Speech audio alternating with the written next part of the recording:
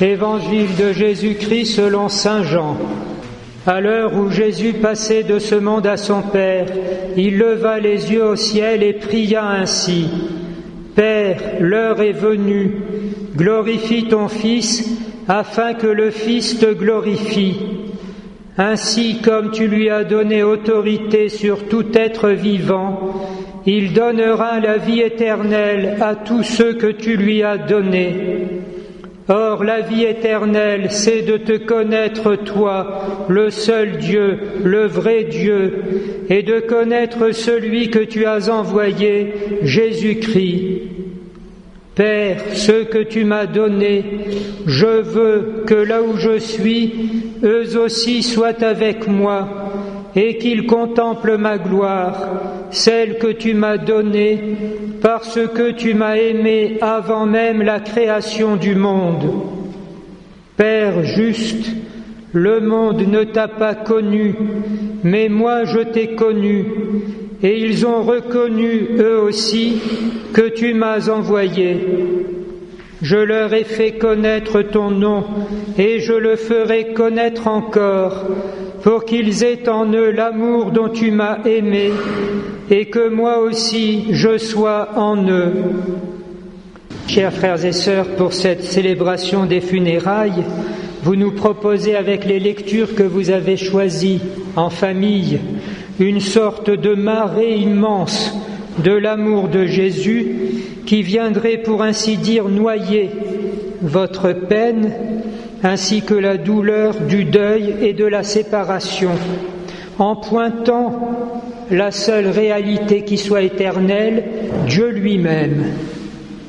En plus, vous nous proposez comme refuge, pour ainsi dire comme demeure, la prière même de Jésus. C'est l'évangile que nous venons d'entendre.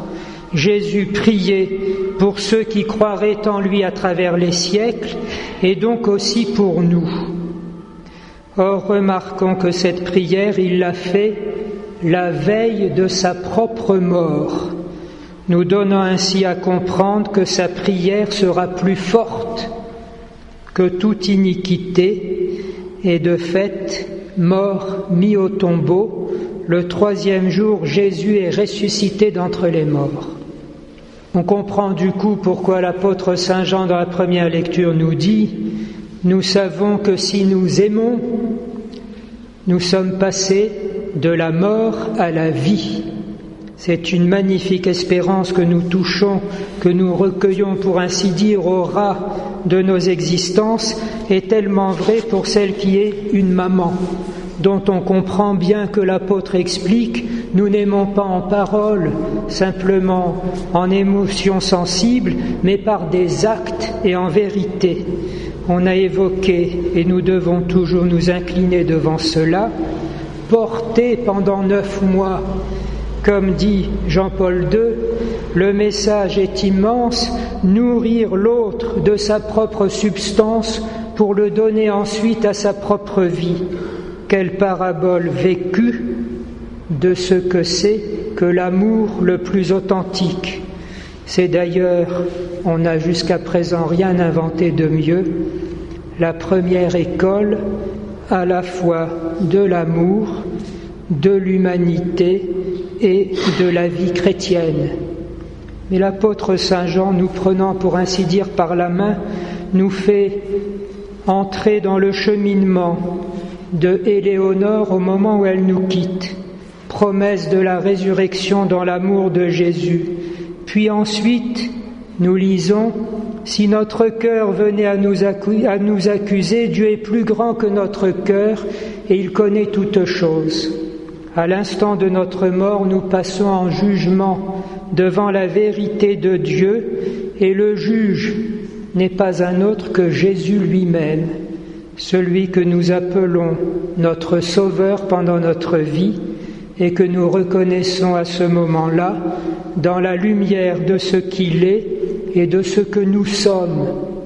C'est en préparation comme en anticipation de cet instant que nous récitons à longueur de vie, parfois de façon très automatique, mais il n'y a aucun automatisme dans le cœur de Dieu. Les Je vous salue Marie, priez pour nous pauvres pécheurs, maintenant et à l'heure de notre mort. Amen.